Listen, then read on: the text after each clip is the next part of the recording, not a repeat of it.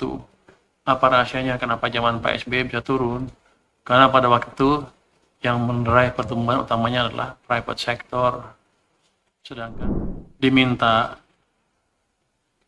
lebih dikendalikan defisitnya, otomatis ada yang dikurangi, termasuk transfer ke daerah. Kalau tadi Pak Ahmad Nawari nanya gimana bisa nggak utang diturunkan, ya bisa, tapi dampaknya ke sana. Jadi kita approach-nya hati-hati, gini, utang nggak kita kurangi mendadak, tapi kita perlambat pertumbuhannya secara bertahap tergantung kondisi ekonominya. Makanya dampak-dampak tadi ke daerah segala macam ada yang dipotong, DBH-nya maupun TKD-nya. Tapi Bu Sinta bukan saya yang motong itu, Ibu Sri Mulyani duluan, jadi saya pewaris aja. Jangan salahin saya dong. Enggak, saya hanya penerima. Saya malah bahkan bertanya waktu jadi Menteri Keuangan, memang boleh DBH dipotong? Itu kan ada undang-undangnya. Orang saya bilang ada undang-undang yang setelah itu, undang-undang APBN boleh, katanya tergantung kepada kondisi keuangan negara. Tapi saya tetap merasa berdosa ke daerah. Jadi saya minta Pak Dirjen sudah menghitung pembayaran secara bertahap.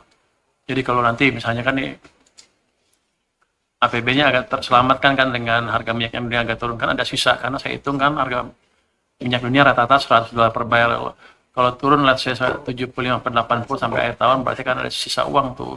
Nanti itu kan sisanya kita mungkin kita utamakan ke daerah ya. Saya mesti lapor ke Pak Presiden ya, ke daerah. Jadi ada ruang untuk itu, tapi saya pikir sih undang-undang itu mau dijalankan. Jadi kita akan ini secara bertahap. Tentang yang janji saya waktu itu, kok belum ditambah. Beliau bilang Juli mulai keluar ke Kalimantan Timur ya 2026. Yang 3 tahun itu akan enggak, yang janji tambahan transfer ke daerah untuk 2026 kan. Ibu kan mintanya di meeting terakhir itu. Barusan kan nyindir yang itu kan. Yang kedua 2023 itu nanti dicicil, tapi yang 2026 yang tambahan itu akan ditambah bulan Juli ya, kira-kira gitu. Jadi sebetulnya gitu, daerah itu memang kondisi global yang masa kita seperti itu, tapi akan kita cicil bertahap. Jadi akan ada perubahan paradigma di sini dalam pengertian gini, jangan mentang-mentang pusat terus motong-motong aja tuh Pak Dirjen. Jadi kita akan atur secara bertahap. Bagaimana strategi mitigasi risiko kalau global, tadi Pak ini ya Pak Ahmad dinanyakan globalnya kehancuran, kita gimana apa gini terus, atau gimana ngendalin utang? Kalau utang dalam jumlah absolut nominal mungkin nggak akan diturunkan, tapi kita akan turunkan rasio utang ke PDB-nya. Jadi mungkin kita stabil tapi utangnya turun. Gimana? Kalau kita lihat zamannya Pak SBY kan utang PDB turun terus. Dari mungkin tadinya pertama dia pegang 90 terus terakhir ke 23% ke PDB 2014 kali ya. Habis itu naik lagi, sekarang ke arah situ. Apa rahasianya kenapa zaman Pak SBY bisa turun? Karena pada waktu itu yang mendrive pertumbuhan utamanya adalah private sector. Sedangkan government-nya juga mendrive tapi nggak maksimum habis-habisan waktu zaman Pak Jokowi, seperti zaman Pak Jokowi, sehingga utangnya ke PDB naik. Kenapa bisa begitu di zamannya Pak SBY? Karena kebijakan moneternya lebih mendukung private sector dalam bentuk uang di sistem dibiarkan tumbuh hampir 17%, akibatnya kredit tumbuh 22% rata-rata sepanjang 10 tahun itu. Sedangkan zaman Pak Jokowi turun ke 7% rata-rata uangnya, sehingga pertumbuhan kreditnya cuma 7% juga.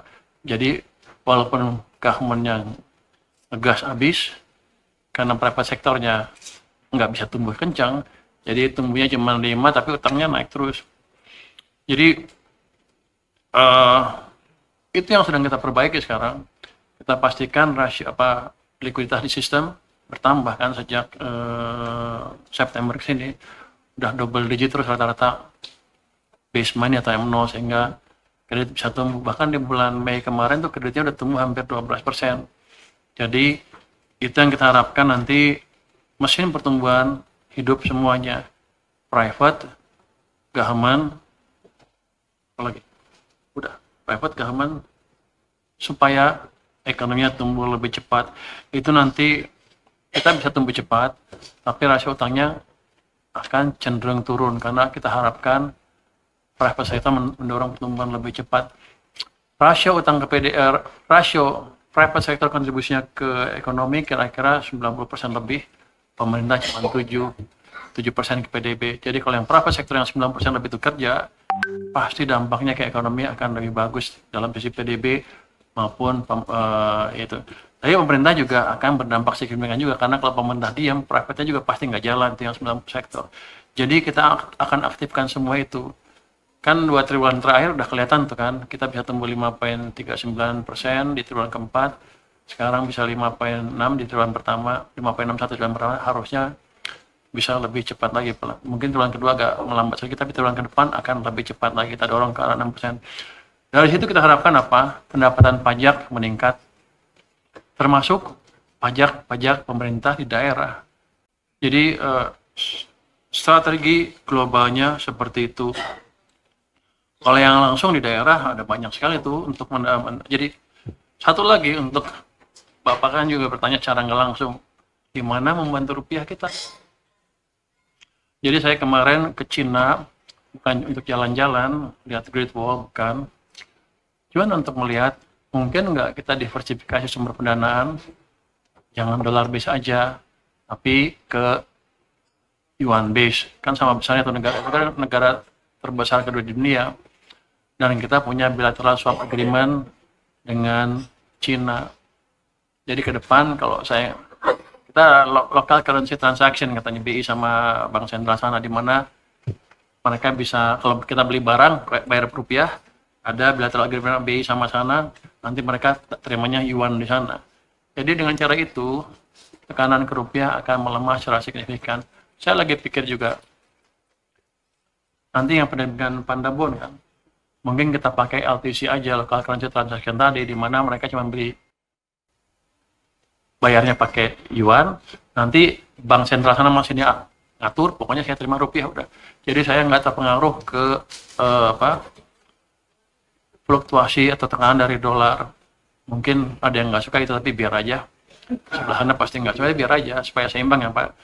Terus yang tadi utang, katanya kok utang lagi ke sana, Pak ini nggak ngutang Pak Habib Ali. Nggak ngutang Pak, itu adalah untuk membiayain proyek-proyek produktif jangka panjang, infrastruktur, jalan tol segala macam yang ada returnnya.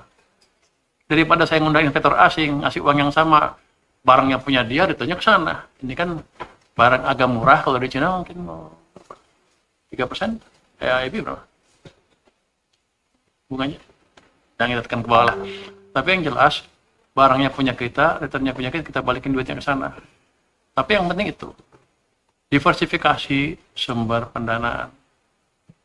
Jadi kalau saya ditekan lagi sama misalnya S&P ya, atau yang lain-lain, boleh ngomong gitu, saya nggak tahu, ini live ya, udah silakan. Kita bisa menunjukkan bahwa kita bisa mendapatkan sumber dana yang berimbang, sehingga ke depan kita akan lebih kuat lagi.